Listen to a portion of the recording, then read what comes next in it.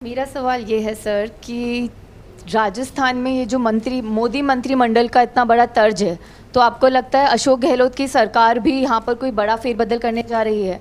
और पायलट गुट के लोगों को मंत्रिमंडल में शामिल करने का जो मुद्दा है, उस पर क्या बात बनेगी या नहीं? $1 मिलियन क्वेश्चन, मुझे 30 सेकंड लग गए इसका जवाब देने में जो है। तो विस्तार तो करने जा रहे हैं वो फेरबदल। अब देखने की बात है कि मंत्रिमंडल में फेरबदल करते हैं या केवल विस्तार करते हैं, फ़र्क है दो में।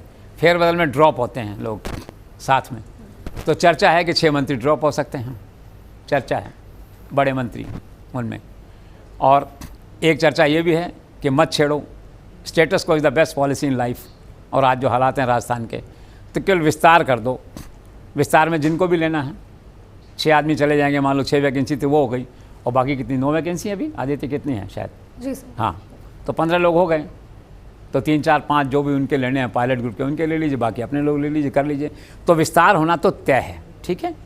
अब बस $1 मिलियन क्वेश्चन इसमें है कि कब होता है ये, और ये उसी दिन होगा जब पायलट कैंप के साथ जो फार्मूला बना है उस पर एक आम सहमति हो जाए, ठीक है। आम सहमति पूर्णतः अथवा आंशिक, लेकिन देखने में ऐसी लगे कि आम सहमति है।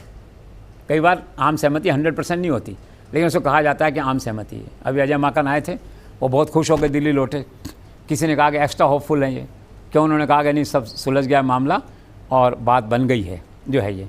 लेकिन हमारे माइंड में एक बेसिक सवाल है जिसका उत्तर अभी नहीं आया है, वो ये है कि बात इस पर तो बन गई कि मंत्रिमंडल का विस्तार होगा, ठीक है। बात इस पर बन गई कि पायलट कैंप के आदमी होंगे, कितने होंगे ये रेलेवेंट नहीं है, आदमी होंगे, ठीक है। नियुक्तियाँ भी उनको मिलेंगी, पॉलिटिकल अपॉइंटमेंट्स।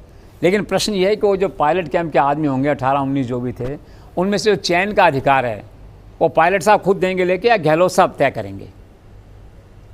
इस प्रश्न पे बात अभी रुकी हुई है। मेरी सूचना ये है कि मुख्यमंत्री का अब ये कहना ये है कि गुटबाजी खत्म करो, बाड़ेबंदी खत्म करो, पायलट कैंप गहलोत कैंप खत्म करो, एक कैंप होना चाहिए कांग्रेस कैंप, ठीक है। और मैं जो लूँगा कांग्रेस कैंप के नाम से लूँगा। तो उन 19 में से 18 में से जो भी लोग थे या हैं आपके, उसमें जो चुनने हैं मुझे 4 आदमी 6 आदमी जो भी हैं, वो अधिकार एज चीफ मिनिस्टर मेरा प्रेरोगेटिव है, उसको मैं चुनूंगा। इस बात पे लेकर थोड़ा गतिरोध बना हुआ है।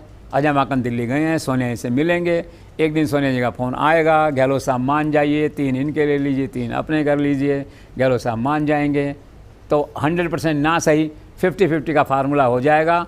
और मेरे हिसाब से 5-10 दिन में हो सकता है ये इस तरह का कि हो जाए। क्योंकि एक बात तय है राजस्थान में भी और पंजाब में भी, मुख्यमंत्री ही सर्वोपरि है। मुख्यमंत्री, और राजस्थान के मामले में तो ये कहा जा रहा है साफ तौर पे, आज ही मुझे किसी बड़े नेता ने कहा, और उन्होंने कहा, पीसीसी चीफ ने ही कहा कि भी ये सरकार इस बार जो बची है ना, ये गहलोत साहब के कारण से बची, 102 लोगों के कारण से बची। सरकार चली गई थी बाड़ेबंदी में, खुद गहलोत साहब ने कह दिया था कि भाई सरकार तो गई, मानने लग गए थे अपने आसपास। अचानक पता नहीं क्या परिवर्तन हुआ, स्टार्स का हुआ, उनका मैनेजमेंट था जो था, कि स्थिति बदल गई, और फिर बदलती चली गई। फिर स्थितियां लगातार अशोक गहलोत के पक्ष में रहीं और सरकार बची। तो ऐसा व्यक्ति जिसने सरकार को बचाया हो, आज आप, खैर मुख्यमंत्री बदलने की तो बात की चर्चा कोई नहीं कर रहा, न तो पायलट कैंप कर रहा, न कोई, तो वो तो चर्चा करना अपना टाइम वेस्ट कर रहा है। सीएम कौन है कौन नहीं है, वो तो that is out of this thing, out of debate, out of question. अब क्वेश्चन ये है सारा कि मुख्यमंत्री जिसका ऐसा रोल रहा है, उसकी आपको बात तो माननी पड़ेगी। अब कितनी माननी है, तो भाई मनाओ उनको, गहलोत साहब को मनवार करो, थोड़ी मान जाएंगे। अल्टीमेटली कांग्रेस के आदमी हैं, वफादार आदमी हैं, पुराने आदमी हैं, पायलट को भी यहीं रहना है, as is with him, young आदमी हैं, बीजेपी में जा नहीं सकते, जाना नहीं, वो 100 बार कह चुके हैं, अलग पार्टी बनाने का कोई भविष्य नहीं है। तो ठीक है भाई, अपने स्मार्ट हैंडसम हो, आते हो जयपुर, मिलो 5-10 लोगों से, अपने टोंक में जाओ, मीटिंग करो और सभाएँ करो अपने, ठीक है। दिल्ली में भी रोल मिलेगा, कम से कम जनरल सेक्रेटरी तो बनेंगे ही। हमने सुना था महाराष्ट्र का चार्ज दे रहे हैं उनको, तो ठीक है भाई, अच्छे से रहो। तो ऐसी आशा और अपेक्षा की जानी चाहिए अब कि दोनों पक्ष बिल्कुल मिलेंगे, गहलोत कैंप, पायलट कैंप, और एक अच्छा समझौता इस तरह जिसमें गुटबाजी कम से कम हो और खुले दिल से लोग एक दूसरे को गले लगाएं, एक दूसरे का जो ड्यू है उसको दें और आगे बढ़ें। क्योंकि एक बेसिक प्रिंसिपल ये है पॉलिटिक्स में, राज को बांट के खाना चाहिए। तो ठीक है भाई, मिल के चलो, कोई फ़र्क नहीं पड़ता, स्टेट ऑफ माइंड है ओनली। जब तक चीफ मिनिस्टर है कोई आदमी, either you are the chief minister और you are not the chief minister. Week chief minister, powerful chief minister कुछ नहीं होता है। चीफ मिनिस्टर हैं, चीफ मिनिस्टर हैं। पायलट कैंप में कहता हूँ 100 आदमी ले लो, तुम 10 आदमी ले लो, क्या फ़र्क पड़ता है? वो हाजिरी लगाने वहीं 8 सिविल लाइन ही आएंगे, गुड मॉर्निंग कहेंगे, टाइम लेंगे आपसे, कुलदीप रांका के पास फाइल लेके जाएंगे, कहाँ जाएंगे हैं। लेकिन कभी कभी मन को समझाना मुश्किल होता है कि जिन लोगों ने बगावत की, एकदम से सरकार पलटने वाली थी, फिर कैसे उनको अकोमोडेट करें। मन है ना, और मन में लॉजिक होता है इंसान के जो है।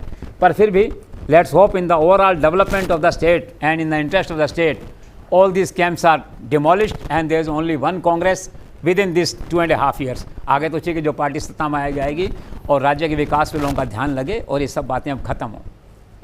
और आज भी दूसरी स्टोरियाँ फाइल करें, पायलट गहलोत कैंप, इन स्टोरियों को छोड़ो अब।